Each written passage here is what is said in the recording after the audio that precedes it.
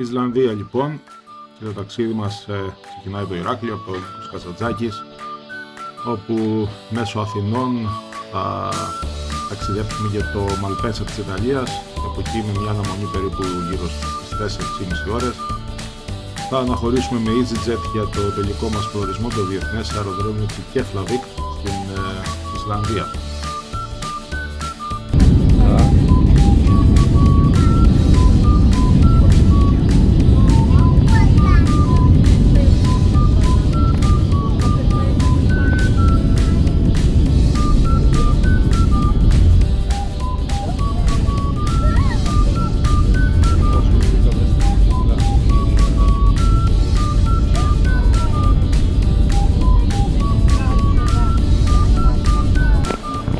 Φτάσαμε λοιπόν στο αεροδρόμιο του Keflavik.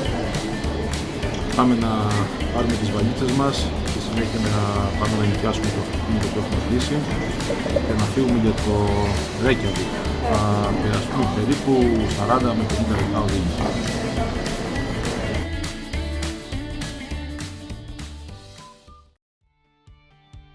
Πρώτη μέρα λοιπόν και θα επισκεφτούμε σήμερα τη Χερσόνησο του Reykjanes.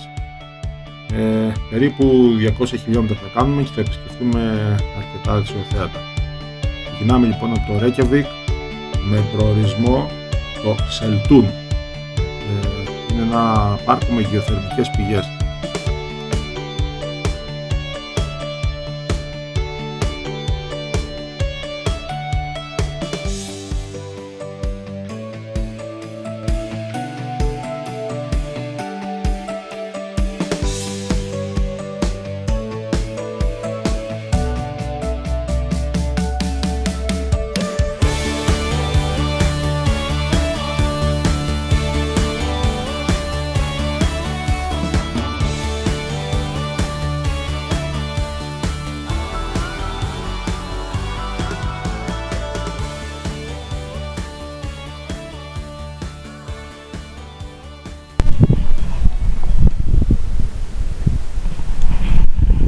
Είμαστε εδώ Σλάβταν, κάπως έτσι το λένε, που είναι κάτι γεωθερμικές πηγές, οι οποίες βγάζουν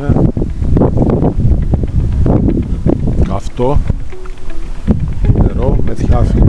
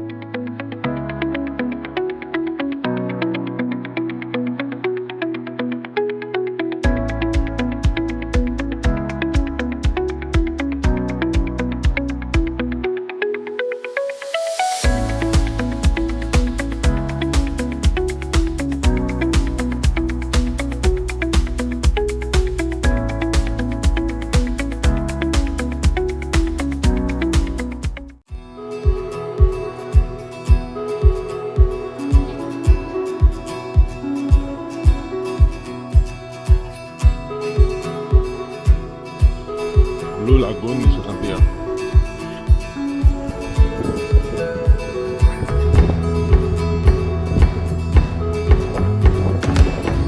εντυπωσιακό φαίνεται. Πάμε και παραμέσα να μπούμε.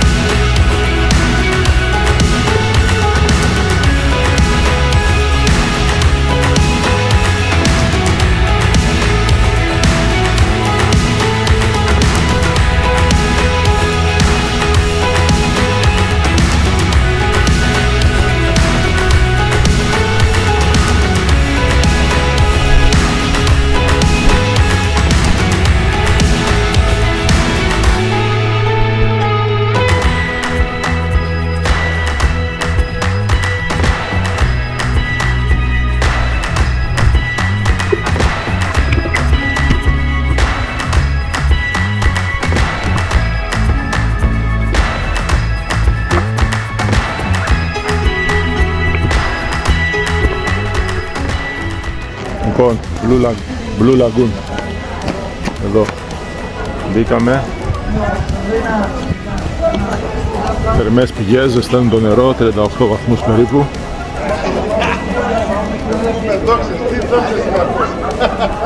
Και όμως Έλληνες, ακούμε Έλληνες.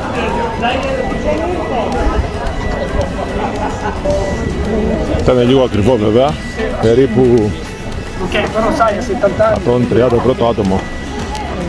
Πάνω από μια μισή ώρα, 2 δεν μπορείς να κάτσεις μέσα, είναι ζεστό το νερό. Ζεσταίνεσαι, θες να βγεις. Τώρα αν άξιζε τον κόπο, σίγουρα είναι μια πολύ μοναδική εμπειρία. Αν αξίζει τα χρήματα, δεν νομίζω. Δεν νομίζω τόσο πολλά ή τέλος πάντων μπορεί και να τα αξίζει για κάποιους. Αυτά. Φεύγουμε. Λοιπόν, έχουμε σταματήσει κοντά σε ένα χωριό, σε μια πόλη που το λένε Grindavik.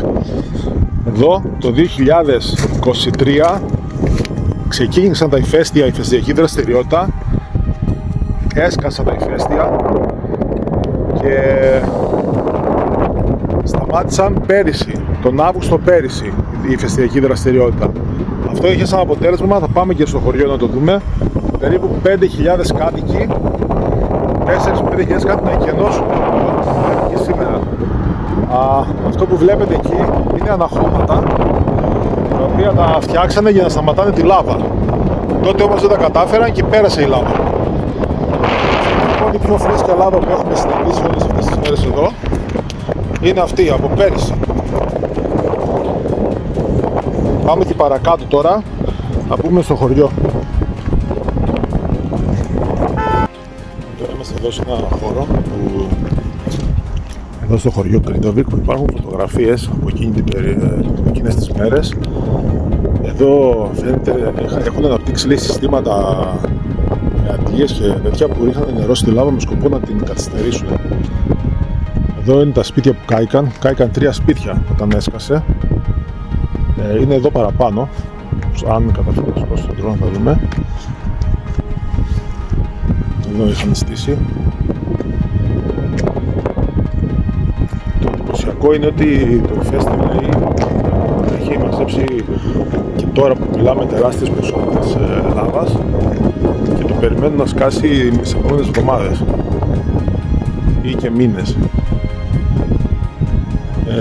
Αν καταφέρω τώρα να καταλάβω που είμαστε. Είναι τη λάβα. Εμείς είμαστε κάπου εδώ. Κάπου εδώ.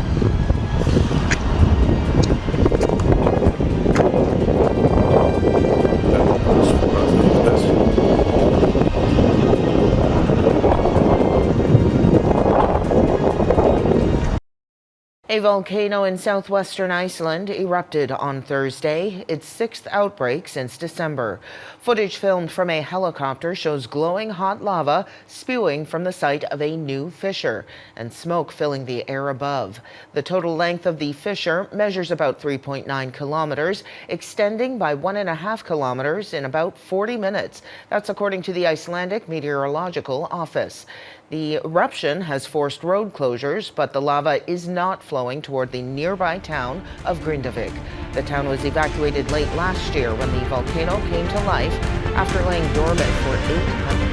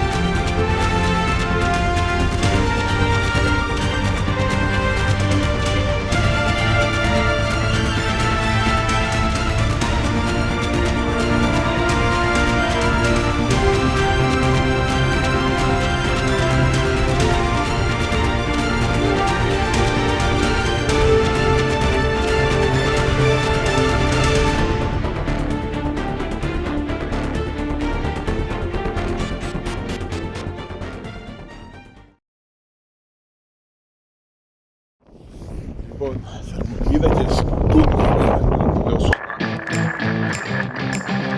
Το Γκούνχιβερ λοιπόν είναι η μεγαλύτερη λασπολίμνη της Ισλανδίας. Η ιδιαιτερότητα εδώ είναι ότι το νερό είναι θαλασσινό. 100% αλμυρό θαλασσινό νερό. Η θερμοκρασία εδώ ξεπερνάει και τους 300 βαθμούς.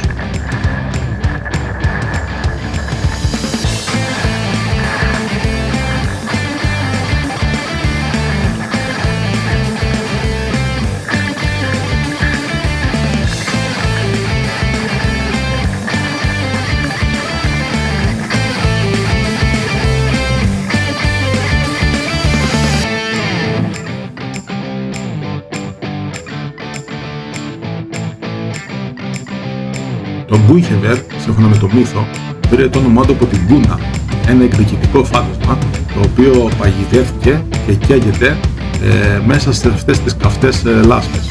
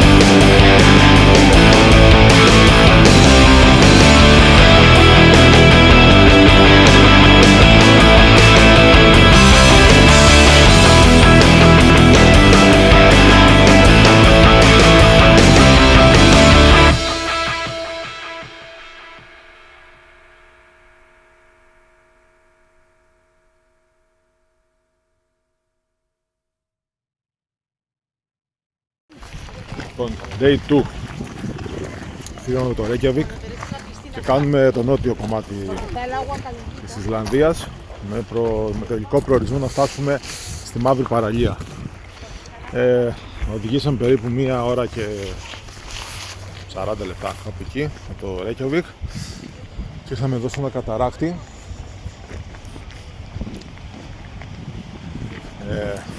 Να δείξουμε το γύρο στο δούμε τώρα. Ήρθαμε εδώ στον καταράκτη, λοιπόν, κάτι σε φως τελειώνει. Να γυρίσουμε να δούμε. Αυτός είναι ο καταράκτης. Λέγεται Seljalandsfoss. Κάπως έτσι. Πάμε και από κοντά. Εδώ. Follow the green. Suddenly it's not green. Yeah. And it's all vertical. Yeah. That's basalt column. Εδώ έχει πολύ κόσμο. Έχει φαγητό, έχει διάφορα. Και πάμε να το δούμε και από πιο κοντά.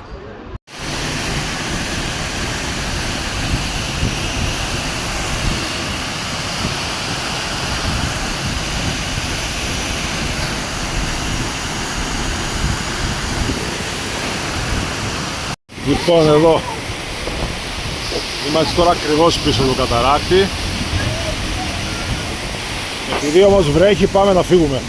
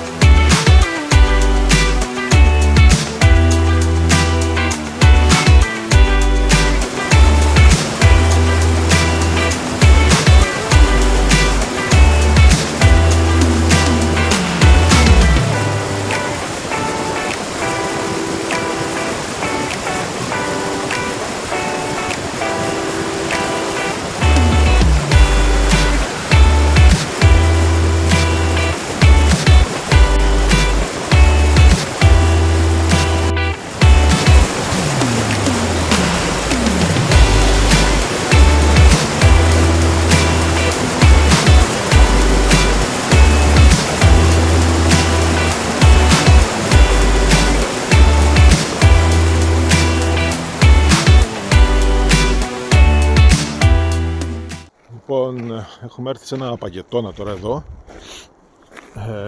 κοντά στην πόλη Βικ. Έχει κάνα 5 λεπτό περπάτημα. Εδώ είναι ο παγετώνας.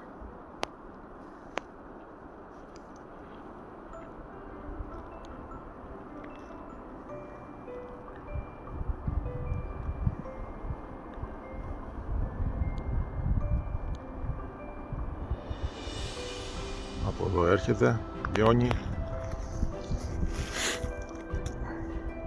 κάνει αυτή τη λιμνούλα.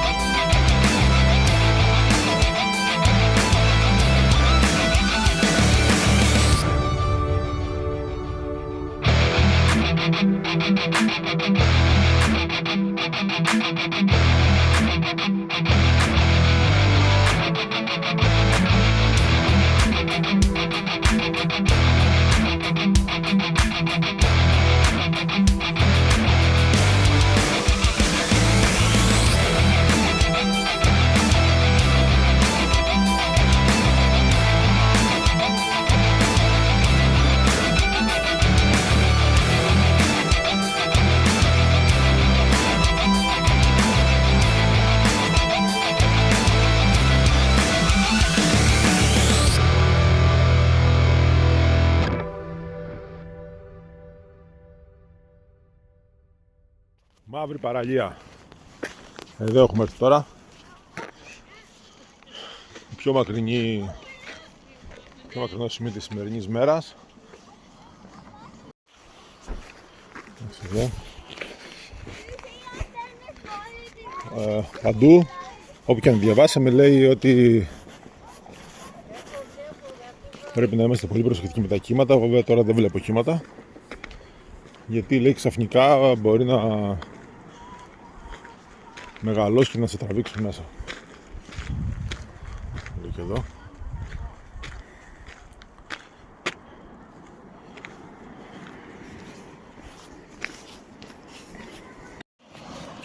Εντάξει, έχει μαύρη άμμο, σαν τη Σαντορίνη κάτι.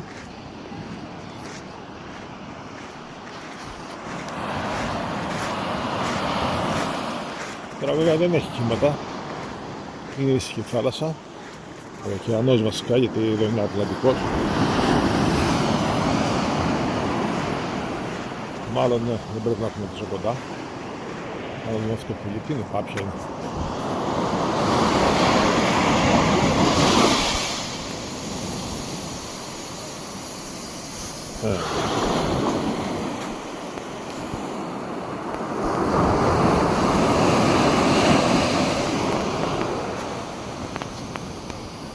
Αυτή είναι η μαύρη παραλία.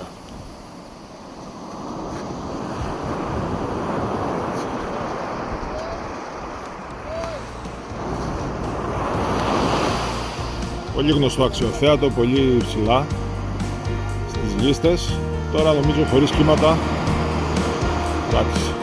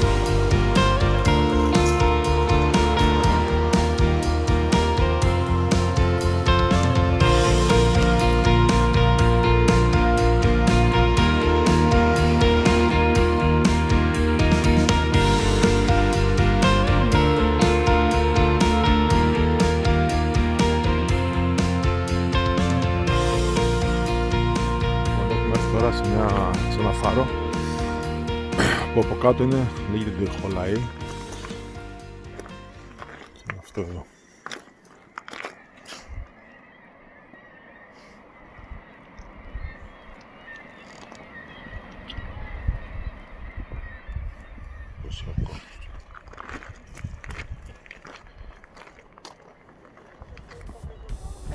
Ατλαντικός, είναι 10 ώρα το βράδυ το μεταξύ.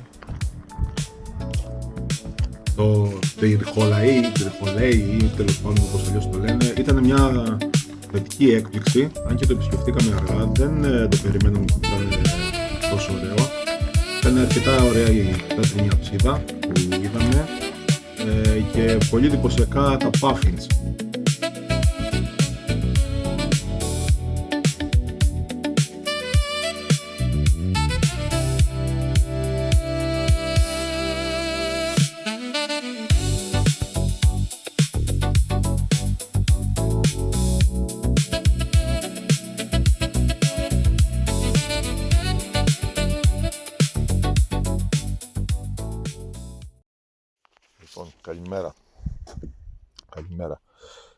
τρίτη μέρα και έχουμε να κάνουμε, σήμερα θα κάνουμε την εξής διαδρομή.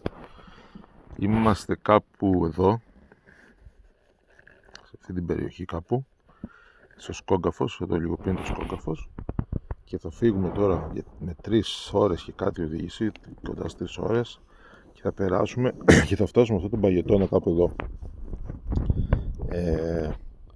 Εκεί είναι η Διαμαντένια παραλία και μετά θα πρέπει να οδηγήσουμε όλο αυτό το δρόμο πίσω μέχρι και την πρωτεύουσα του Ρέικιαβικ.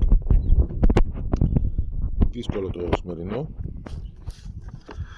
απαιτεί πολλή οδήγηση.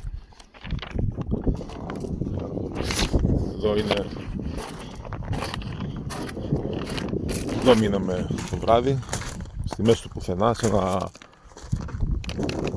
αγρόκτημα στην ουσία, που κάνει αυτό. Έχει δωμάτια και κάνουν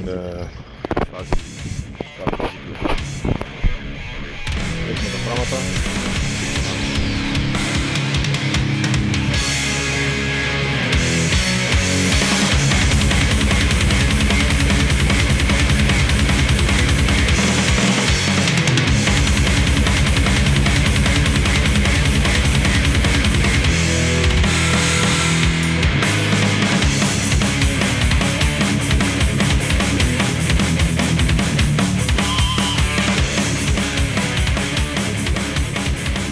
Φτάσαμε λοιπόν στο Σκόγκαφος, από τα πιο διάσημα αξιοθέατα. Λοιπόν, ο Σκόγκαφος είναι 60 μέτρα ύψος, 25 μέτρα πλάτος, και αυτό που το κάνει εντυπωσιακό είναι το γεγονός ότι δημιουργεί ουράνιο τόξο τα σταγονίδια εκεί του καταράκτη με τον ήλιο, το οποίο φαίνεται πολλές φορές, λέει, από εδώ. Υπάρχει ένας μύθος που το συνδέει με ένα κρυμμένο θησαυρό που προσπάθησαν κάποιοι μάλλον να τον έκρυψαν πίσω από τον καταράκτη, και κάποιοι προσπάθησαν τραβώντας με ένα σκηνή να τον τραβήξουν έξω, κόπηκε εκείνη και έχει μείνει ο κρίκος. Αυτά λέει ο μύθος, πάρα πολύ κόσμο, και από εδώ υπάρχει και μια σκάλα που πάει εκεί πάνω σε ένα παρατηρητήριο, 999 σκαλοπάτια, μάλλον πάμε από εδώ. Εδώ πάρα πολλοί κόσμος, οι οποίοι βρέχονται μάλλον κιόλας. Αυτό είναι.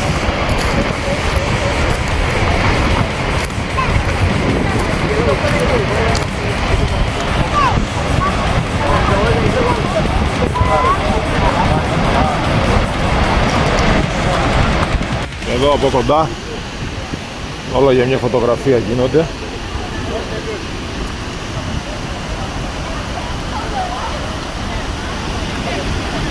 Είναι μεγάλος.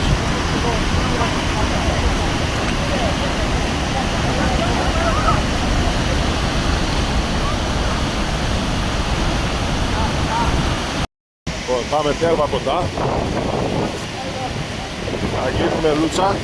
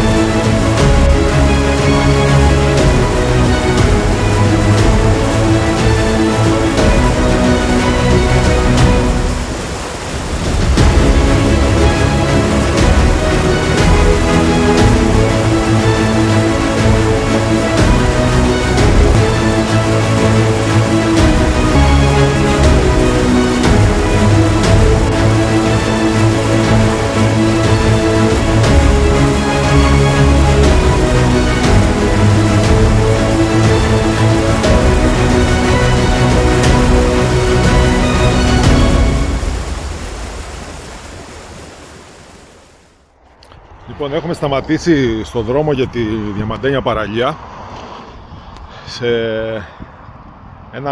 ένα τεράστιο λιβάδι λάβας.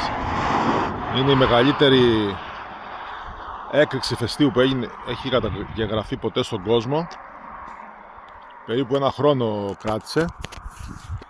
Γέμισε μια τεράστια έκταση με λάβα και τώρα η λάβα αυτή έχει καλυφθεί με βρύα. Έχει αυτή την εικόνα.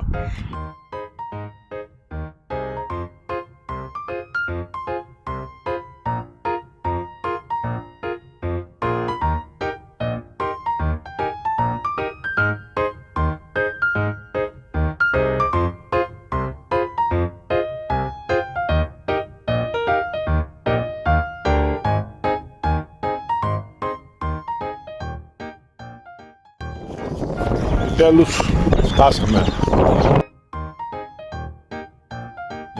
Μεγάλα κομμάτια πάγου λοιπόν αποσπώνται από το βαγετώνα που είναι στο βάθος και ταξιδεύουν κάτω από τη γέφυρα και αυτό τη θάλασσα και το ποταμάκι, το ποτάμι και βγαίνουν στον ωκεανό. Εκεί διαλύονται και σχηματίζουν σαν διαμάδια, κομμάτια από πάγου σαν διαμάδια και τη λέγεται Διαμαντένια παραλία. Πάμε και να τη δούμε.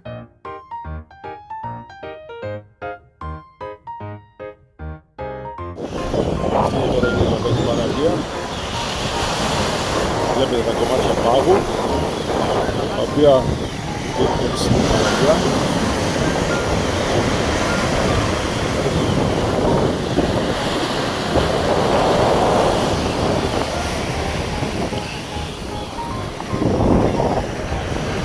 Όσο παλιό να είναι άραγε αυτό.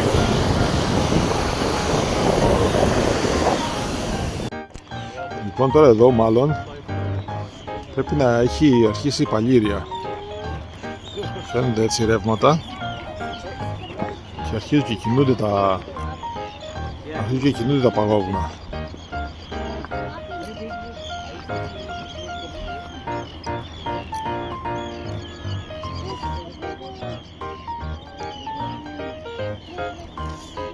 Να ανεβαίνει τώρα η στάθμη.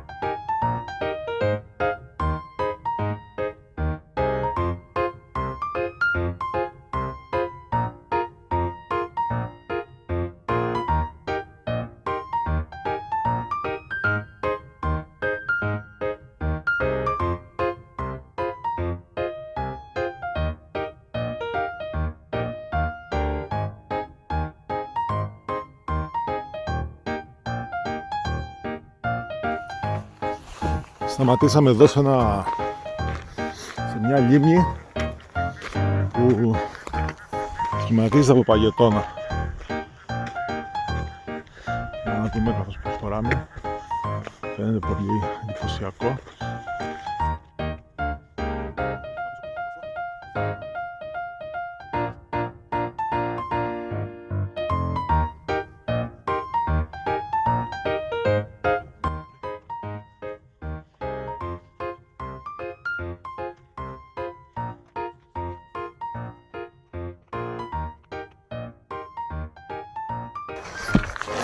Παγετώνας. Δεν θυμάμαι τώρα το όνομά του, αλλά είναι από τους μεγαλύτερους στην Ευρώπη, ο μεγαλύτερος στην Ευρώπη και στην Ισλανδία από άποψη όγκου. Εδώ.